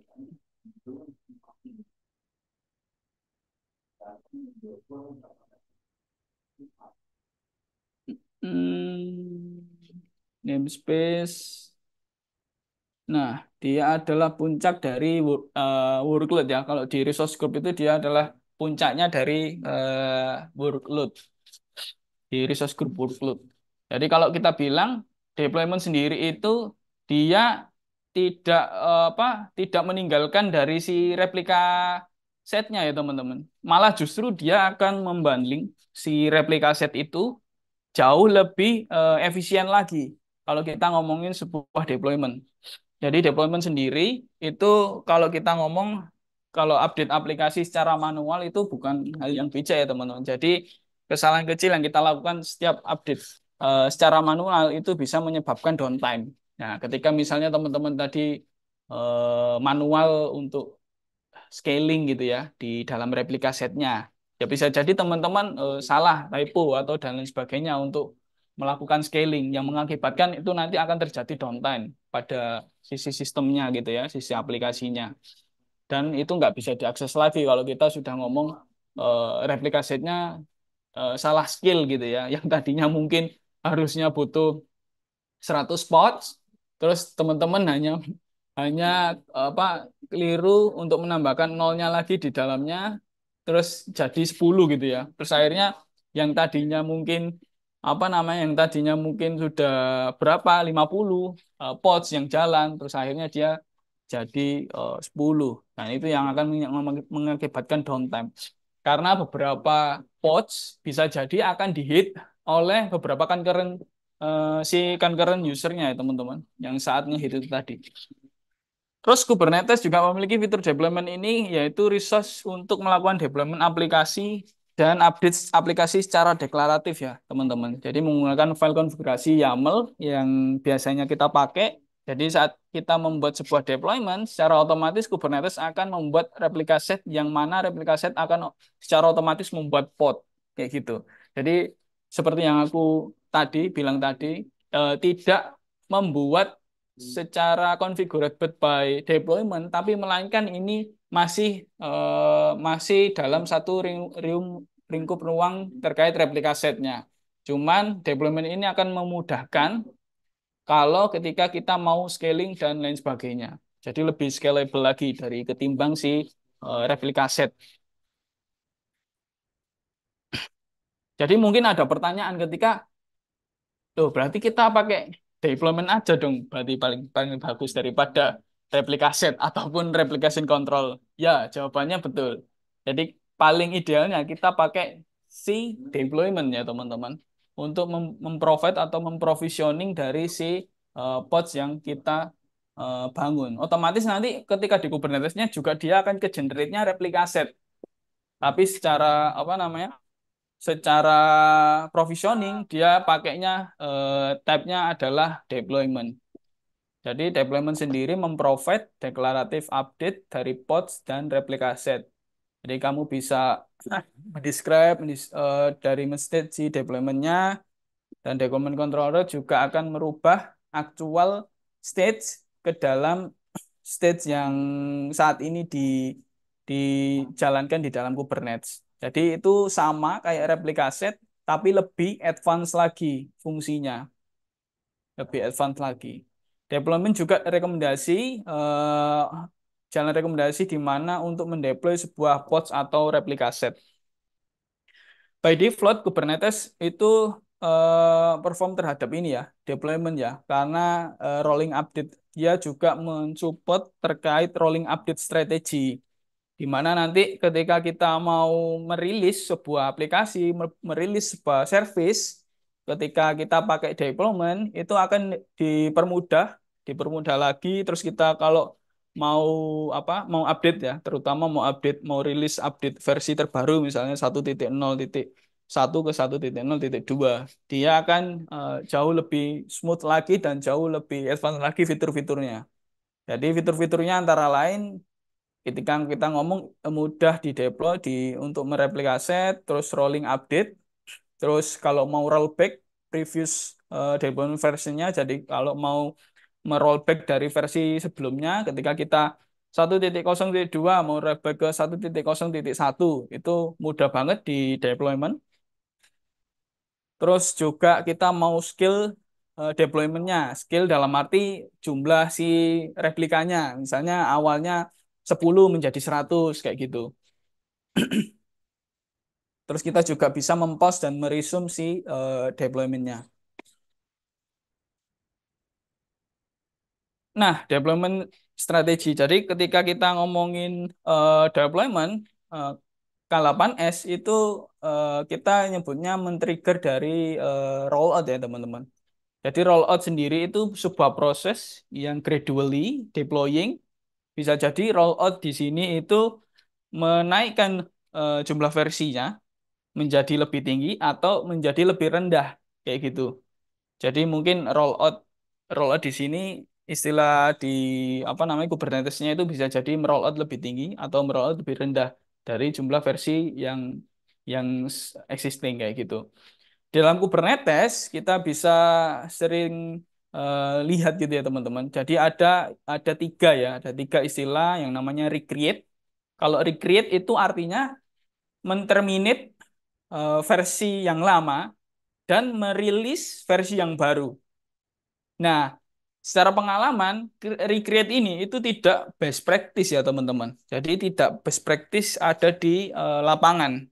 Jadi ibaratnya kalau kita punya sebuah aplikasi nih, dan aplikasinya sudah mature, sudah scalable di internet, sudah bisa diakses banyak orang, dan punya concurrent user yang cukup lumayan banyak gitu ya. Terus teman-teman melakukan strategi deployment recreate gitu ya. Otomatis ketika misalnya teman-teman mau merilis versi baru, dia akan menterminate dulu teman-teman. Versi yang lama baru dia merilis yang baru.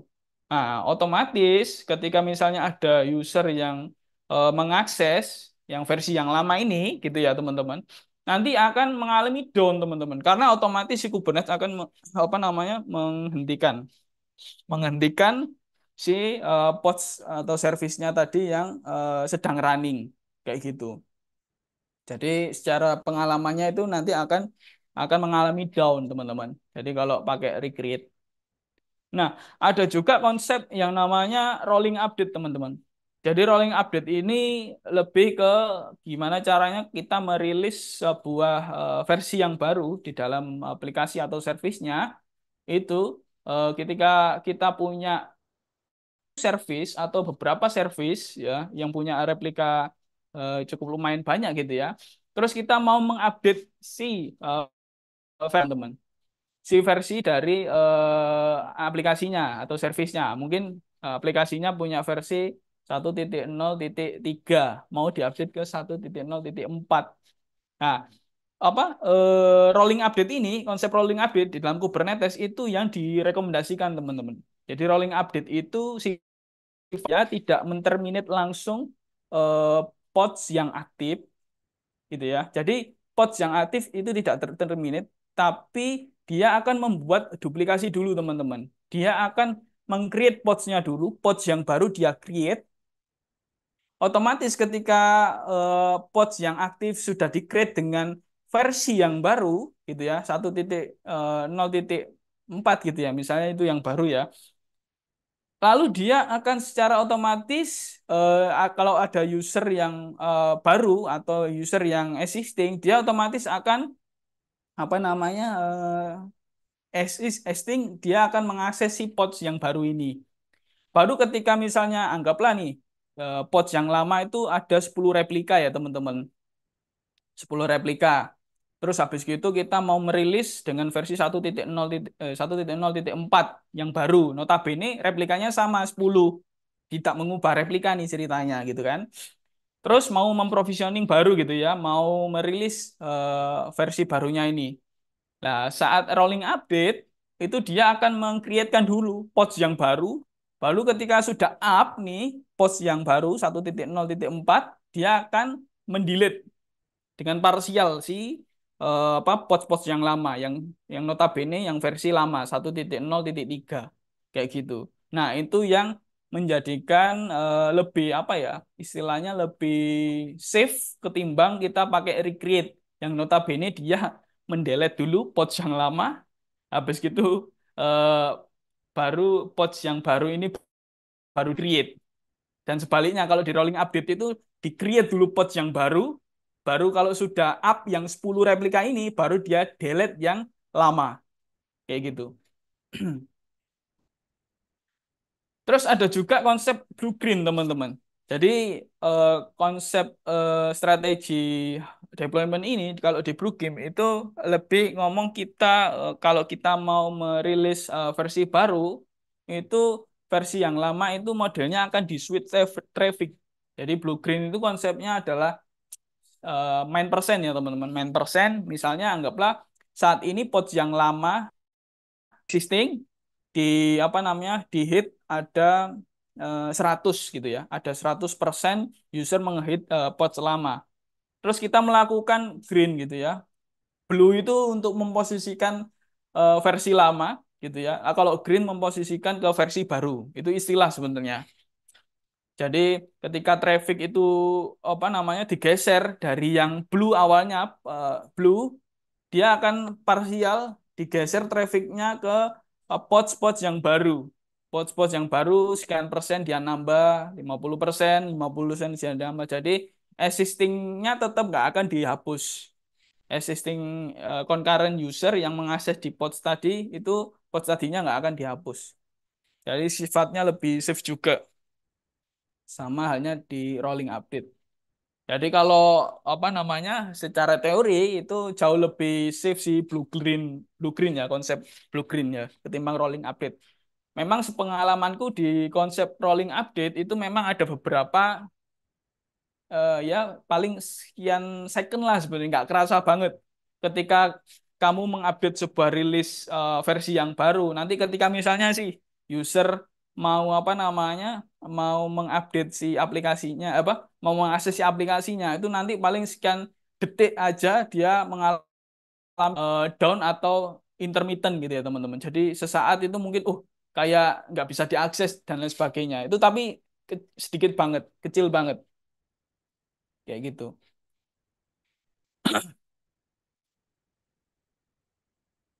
Nah, ini contohnya. Jadi kalau kita bisa lihat, kita bisa definisikan, misalnya kita buat replikanya 10, terus kita pakai strategi tipe recreate, otomatis nanti dia akan membuat apa deployment secara recreate.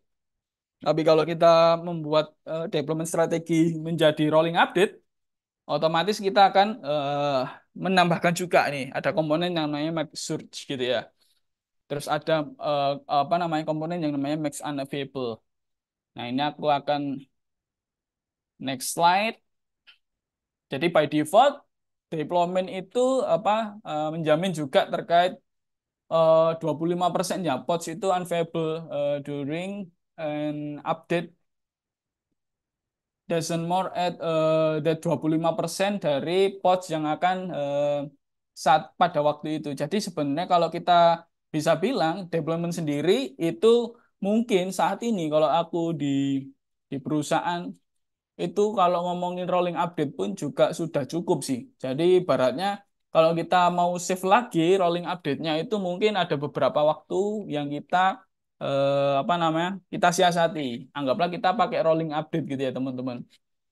Itu kita siasati dengan jam-jam tertentu di mana user itu nggak aktif saat mengakses website kita atau aplikasi kita. Nah, kita bisa menjalankan rilisnya di waktu-waktu itu, kayak gitu. Jadi untuk menghindari ketika kita ngomong down saat diaksesi apa namanya kayak gitu-gitu. Jadi ketika kita ngomongin sebuah rolling update strategi gitu ya, pastinya kita harus tahu resiko-resikonya ketika kita melakukan rolling update saat waktu-waktu peak gitu ya. Lagi tinggi-tingginya, contoh misalnya kemarin, misalnya ada Harbolnas gitu ya teman-teman, terus melakukan rilis rolling update di dalam sebuah aplikasi kita, otomatis nanti ada beberapa sekian detik, nanti pasti akan user mengalami downtime sebentar, meskipun ya cuman sekian detik gitu ya. Apalagi kalau kita pakai yang recreate tadi ya teman-teman. Kalau recreate tadi sangat-sangat berbahaya ya. Jadi sebenarnya tidak direkomendasikan pakai recreate. Tapi di Kubernetes ada tipenya kayak gitu. Nah, kalau di komponen tadi ada nama istilahnya max unavailable itu setting terhadap spesifikasi berapa maksimum pods yang dapat yang be unavailable ya during saat rollout proses itu terjadi kayak gitu. Terus kalau Emacs Super itu setting spesifikasi berapa maksimal jumlah pods yang dapat di create over the desired number of pods yang tadi ya istilahnya kalau kita ngomongin sekian persennya berapa kayak gitu. Jadi replika set sendiri itu akan mensupport hal itu ketika kita ngomongin setting di rolling updates. It's Nah, ada beberapa contoh komen kalau kita ngomong deployment. Jadi kita bisa menggunakan create deployment. Misalnya contoh di sini Nginx ya. Kita pakai contoh Nginx saja. Nah, kita definisikan juga image-nya. Image-nya pakai Nginx. Terus kalau masih ragu, kita bisa pakai dry run min o YAML. Jadi kita cek dulu nih. Kalau emang benar-benar udah oke, ya nggak perlu di dry run ya, gitu teman-teman. Nah, ini juga ada penambahan tag record ya. Ini sebenarnya sifatnya opsional. Jadi kalau kita lihat apa sebenarnya di deployment itu cukup kubectl create min f terus nama filenya apa. Otomatis nanti dia akan nge-create deployment-nya kayak gitu. Terus mau melihat deployment-nya cukup kubectl get deployment. Nah, ini ada contoh kita mau deploy sebuah apa namanya Nginx pakai kind deployment gitu ya teman-teman. Jadi Pak aku lihat,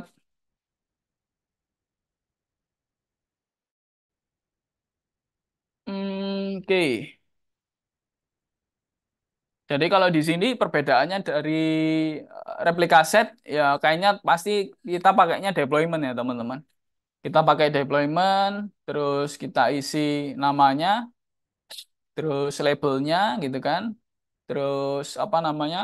Replikanya tentunya berapa? Replika inisial pertama gitu ya. Terus image labelnya kita bisa isi juga. Terus nama si kontainernya dan juga si image-nya yang kita butuhkan. Jadi hampir mirip ya, hampir mirip seperti replika set. Cuman memang kayaknya kita pakai deployment. D-nya besar ya teman-teman. D-nya besar. Nah, kalau udah coba kita deploy aja, jalankan ctl apply main f nginx deployment .yaml. Nah, otomatis kalau kita lihat dia akan mendeploy dengan nama pod nginx dash deployment ya. Nah, dia masih sama, kontrol by-nya tetap replica set ya teman-teman. Jadi bukan bukan kayak tadi mungkin replication controller atau replica set gitu ya. Nah, ini dia tetap replica set ya teman-teman. Jadi bukan deployment kayak gitu ya, bukan. Karena sebenarnya deployment sendiri itu sebenarnya untuk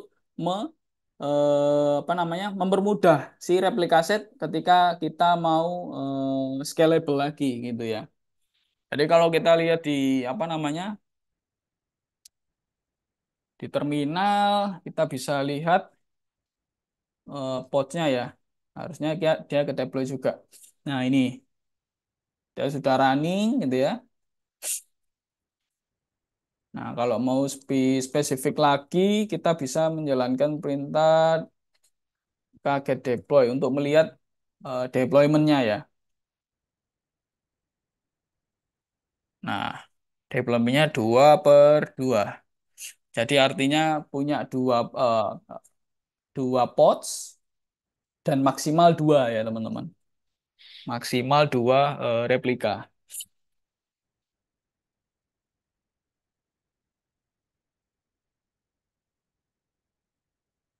Jadi beda lagi kalau kita mau update ya teman-teman. Jadi misalnya nih aku update menjadi 12 gitu ya. Otomatis nanti dia akan menambah 10 deployment baru atau pods baru gitu ya.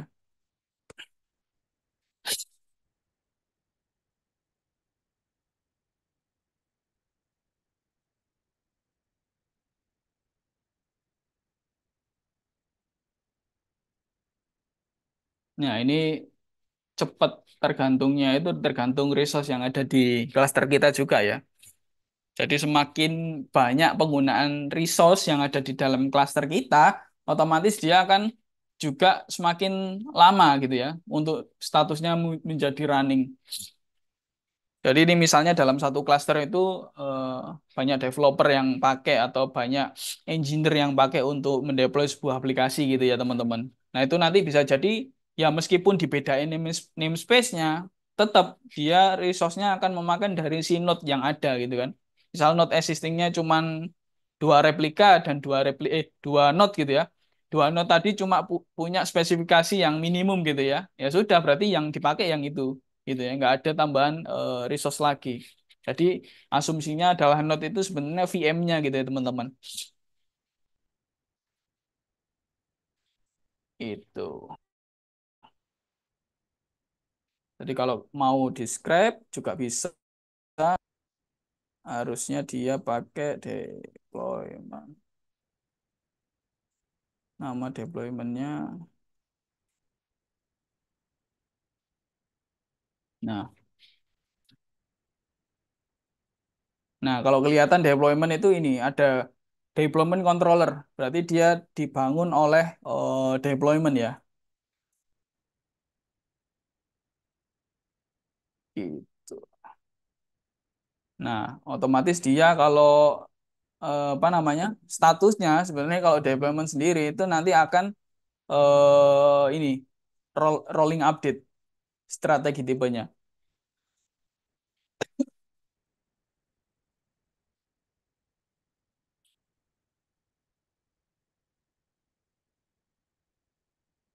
Oke,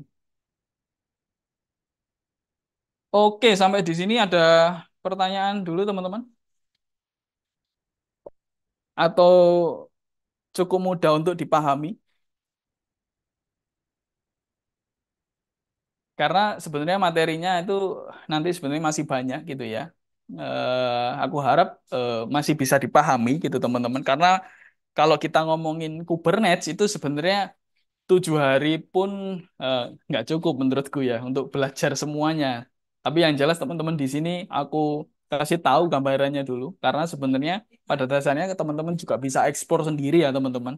Karena Kubernetes ini banyak banget yang aku tadi ngomongin tadi resource groupnya itu bisa diekspor sendiri. Kalaupun nggak sempat bisa apa namanya belum paham bisa tanya-tanya aku gitu. Oke, aku cek dulu nih, cek ombak dulu nih. Apakah teman-teman aman sampai di sini materinya? Oke, aman ya. Oke, Ines. Oh iya, Mas Ayas. Oke, sambil proses mencerna. Baik, baik. Aman menyimak. Bismillah aman. Oke, oke, aman semua harusnya ya. Tapi kalau nggak aman pun sebenarnya nggak masalah ya teman-teman. Sebenarnya dalam belajar itu nggak nggak harus selalu dapat materi terus harus paham juga gitu.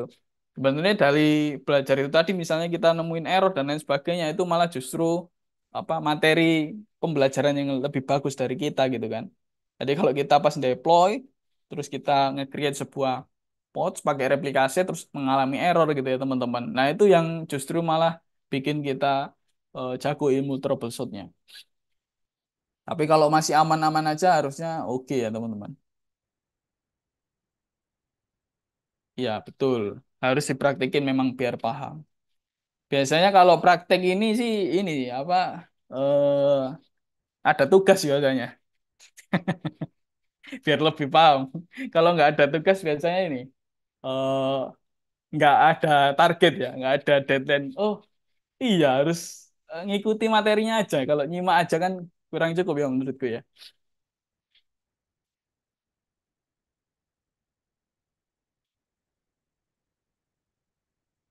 Jadi sebenarnya di materi deployment masih banyak. Coba aku lah ada 3 slide juga ya. Ntar aku habisin dulu.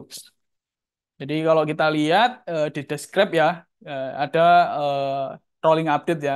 Rolling update dengan run update strateginya 25% unavailable dan 25% market search gitu ya. Terus portnya kita bisa lihat dia pakai port berapa gitu ya. Terus old replica setnya. Nah, ini sebenarnya bisa ketahuan ketika replikasetnya masih pakai yang lama gitu ya teman-teman. Jadi nanti ketahuannya akan terlihat ketika nanti pas saat rolling update itu berjalan gitu teman-teman. Jadi ketika saat fase apa ya istilahnya kalau domain itu propagasi gitu ya teman-teman. Jadi kalau domain itu propagasi namanya, perpindahan antara yang lama dengan yang baru atau misalnya eh, belum pernah ada domainnya, terus ada domainnya itu istilahnya ya hampir sama kayak propagasi itu terjadi. Itu nanti akan ada terlihat si old replika setnya berapa kayak gitu. Terus untuk melihat juga kita bisa pakai get pod min o wide gitu ya. Jadi kita coba sintaks-sintaknya ya teman-teman. Jadi kalau pakai lens jauh lebih mudah, tapi kita harus belajar juga sintak komennya get pods min o wide. Nah ini lihat di sini. Nah, kalau kita lihat di sini, dia punya IP yang berbeda-beda ya, teman-teman, di masing-masing pod ya.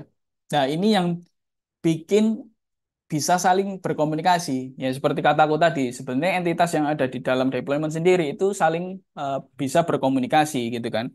Jadi, ketika kita exec masuk ke dalam podnya, terus kita ping IP-nya mungkin dari pods 1 ya, pod 1 mau ping ke pods 2 gitu ya. Itu bisa gitu ya, teman-teman, dengan menginisialisasi IP yang sudah dipasang gitu ya. Terus juga mungkin kalau di cloud provider itu bisa dibilang ada beberapa batasan ya teman-teman. Batasannya adalah mungkin kalau IP bawah, ini istilah ada IP bawah dan IP atas. Kalau IP bawah itu IPv internal ya. Kalau IP atas itu istilahnya IP public ya teman-teman. Kalau IP public mungkin ada limitasi juga ya karena semakin banyak IP public juga costnya juga akan mahal gitu. Kalau IP bawah juga akan dilimitasi juga. Biasanya itu di stage di saat kita membuat sebuah cluster. Terus dia limitasi terhadap node-nya itu berapa. Terus ada istilah node pool juga ya. Node pool itu istilahnya di dalam node pool itu ada berapa node di dalamnya. Misalnya ada 3 node gitu ya. Dalam satu node itu berapa IP gitu ya, yang dilimitasi atau IP range-nya itu berapa sampai berapa kayak gitu. Nah, itu yang akan mempengaruhi di sini. Jadi ketika misalnya ada deployment baru, ada apa replika set baru gitu ya teman-teman, itu nanti akan IP-nya secara otomatis ya dia akan mengambil dari IP yang sudah di range tadi, yang sudah di set range-nya tadi kayak gitu.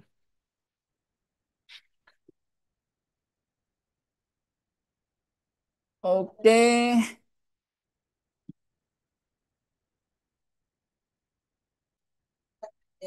nah ini untuk melihat ini ya status dari si deployment-nya ya. Jadi kalau kita lihat kita bisa clear, terus kita lihat kubectl rollout status untuk melihat status si deployment-nya, terus namanya Nginx deployment. Saya lihat tadi ya. Nah, ini kita melihat statusnya di rollout.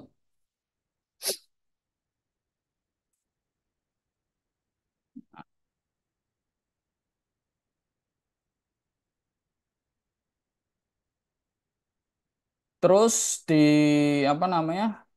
History, sorry, ini history sih. Kalau kita lihat history rolloutnya ya, kubectl rollout history deployment, terus nama deploymentnya. Nah, ini ada di revisi 1. Itu teman-teman. Kita coba lihat. Oh, oh ya, kita bisa lihat dari sini juga. Deployment. Kalau dari Lens itu kita bisa edit juga. si deploymentnya gitu ya. Nah, ini yang aku maksud tadi. Jadi kalau kita mendefine replikanya, otomatis nanti kita bisa skillnya mengubah YAML-nya dari sini juga.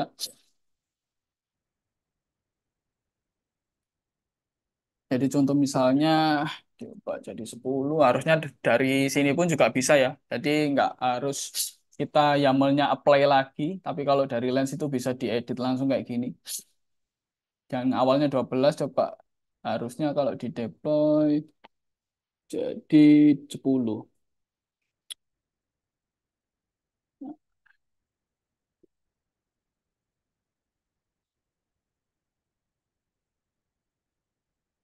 Itu ya. Jadi kalau kita lihat, kita sebenarnya di Lens pun itu bisa kayak gini teman-teman. Jadi kita bisa agak lemot. Nah ini kita bisa masuk ke exec ke POC-nya ya gitu ya.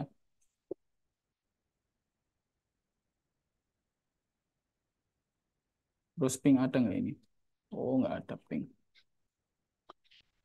Harusnya kita install dulu di postnya. Jadi sebenarnya kalau kita ngomongin apa namanya si postnya itu kita bisa masuk exec ke dalamnya gitu ya teman-teman. Terus kita bisa melakukan komunikasi di antara beberapa pods ini. Karena kan pods ini kan tadi kan udah aku jelasin ya ada beberapa IP ya, beberapa IP. Karena beberapa IP itu tadi sebenarnya masih IP bawah, jadi nggak akan ada masalah terkait cost-nya ya. Mungkin bisa jadi cost itu akan apa namanya akan terjadi ketika ada apa nama ingress di dalamnya. Nanti akan aku jabarin ingress itu apa gitu ya. Jadi kalanya kita juga harus mengetahui ini apa namanya pemanfaatan dari pouch itu sudah dilimitasi berapa pouch gitu ya. Terus juga mungkin oke ini. Jadi ada beberapa cara juga ketika kita mau lihat revisionnya juga.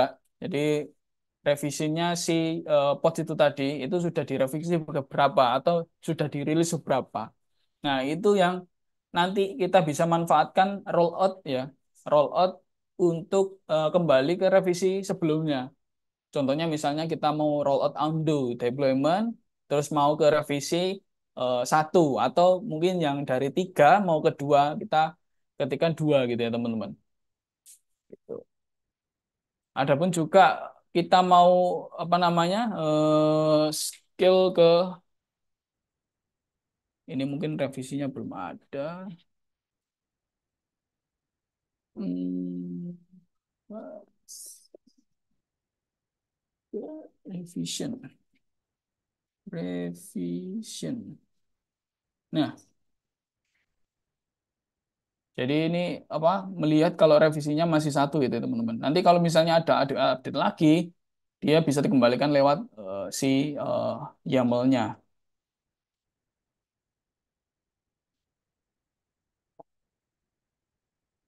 Nah, ini dia juga melimit ternyata hanya membatasi 10 histori aja. Jadi ketika misalnya ada misalnya nih, misalnya sudah mengupdate, merilis, sudah mentok 10 atau 20, berarti 10 yang paling terakhir itu yang bisa kita apa namanya? Bisa kita rolling update kembali ke 10 versi yang sebelumnya kayak gitu.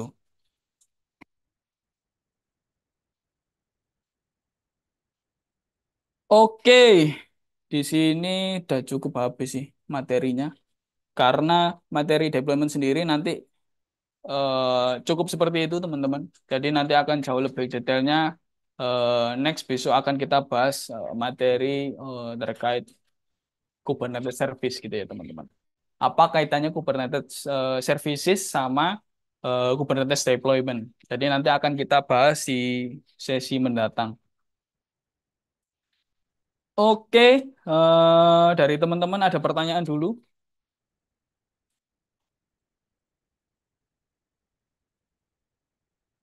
Kalau nggak ada, mungkin aku akan kasih tugas teman-teman.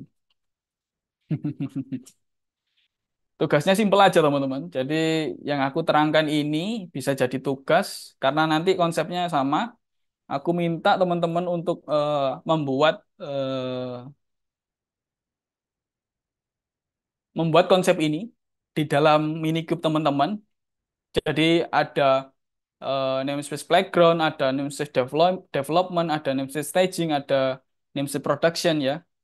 Terus nanti teman-teman bisa deploy aplikasinya itu pakai apa namanya? Terserah pakai mau Golang atau terserah mau existing Nginx nggak masalah. Yang penting di masing-masing namespace gitu ya teman-teman itu udah ada si apa servisnya atau sudah ada deploymentnya ya. Dan deploymentnya sudah harus pakai deployment ya, bukan lagi replica set atau replication controller ya, atau pods ya. Jadi teman-teman pakai yang deployment, yang tipe kainnya deployment. Jadi di masing-masing namespace nanti teman-teman deploy eh, bisa bisa pakai Nginx atau base-base image yang lainnya gitu ya. Yang penting nanti ketika apa namanya? Ketika namespace-nya itu masing-masing sudah ada di dalamnya itu sudah ada si Nginx-nya atau aplikasi yang teman-teman mau deploy di dalamnya. Kayak gitu. Oke, cukup jelas ya teman-teman ya tugasnya ya. Aku akan jadikan tugas. Harusnya kalau apa bisa submit tugas ini berarti otomatis tugas yang sebelumnya yang instalasi Minikube itu harusnya sudah bisa. Harusnya sudah selesai harusnya. Aku jadikan tugas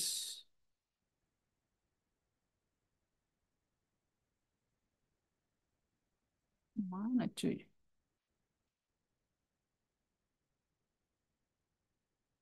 Kok nggak bisa nge-create tugas ya? Oh ini sorry. Membuat namespace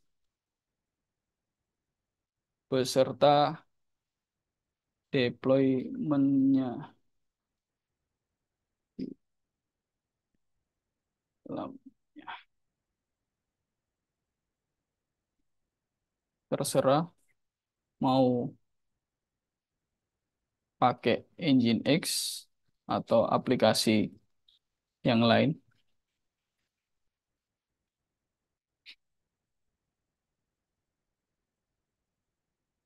minimal di deploy di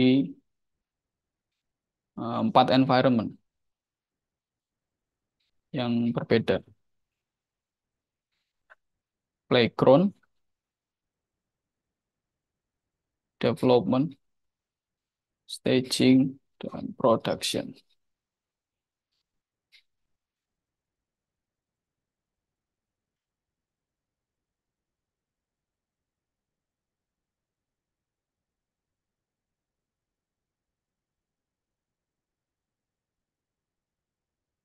Deploy, deployment menggunakan kind deployment. Oke, mungkin aku akan tambahkan juga. Jadi kayaknya nggak cuman deployment ya. Jadi teman-teman juga bisa pakai kain replikasi juga di dalamnya.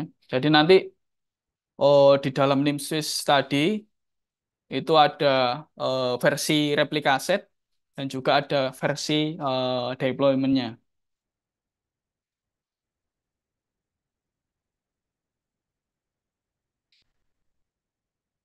Berikan screenshot tugasnya telah berhasil.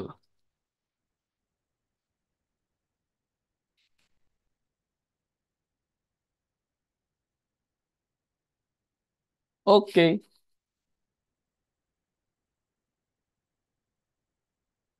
topiknya Kubernetes.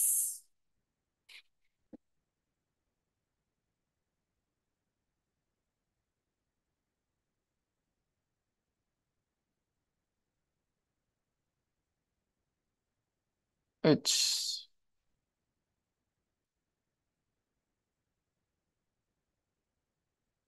ini aja. Buat deployment. Tugas 2.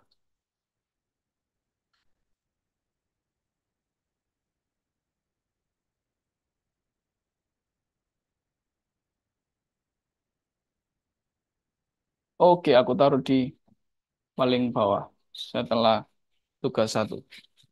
Oke, gimana teman-teman? Ada pertanyaan mengenai tugasnya atau ada beberapa pertanyaan lagi? Atau cukup jelas ya tugasnya ya? Jadi nanti teman-teman kalau ada beberapa yang apa kurang paham bisa lagi lihat recordnya untuk bisa mengerjakan tugasnya. Nggak masalah harusnya sih. Beberapa tugas-tugas yang kemarin juga bisa dilihat juga recordnya ya.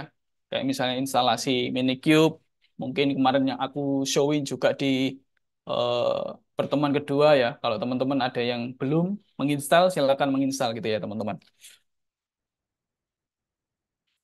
Oke teman-teman, sampai di sini kalau nggak ada pertanyaan lagi, materi kita akan kita sambung lagi di pertemuan berikutnya. Harusnya kita sudah sampai di Kubernetes Services. eh Kalau nggak ada pertanyaan lagi, aku akan cukupkan. Nanti kalau misalnya ada pertanyaan mengenai tugasnya atau dan lain sebagainya yang mau ditanyakan lebih lanjut, bisa hubungi di Telegram ya, aku ya. Oke, kalau udah aku bisa kembalikan lagi ke hostnya, Mas Azam ya. Ya, baik. Oke, terima kasih buat Mas Erwin yang udah mengisi kelas hari ini ya. Oke, Buat sama-sama. teman-teman juga yang sudah nyimak dari awal sampai akhir kelas hari ini juga terima kasih. Mungkin untuk Mas Erwin, apabila ada agenda lain, saya silakan untuk mengambil agenda bebas. Terima kasih, O- Mas. Oke, sama-sama. Terima kasih semuanya. Aku izin live.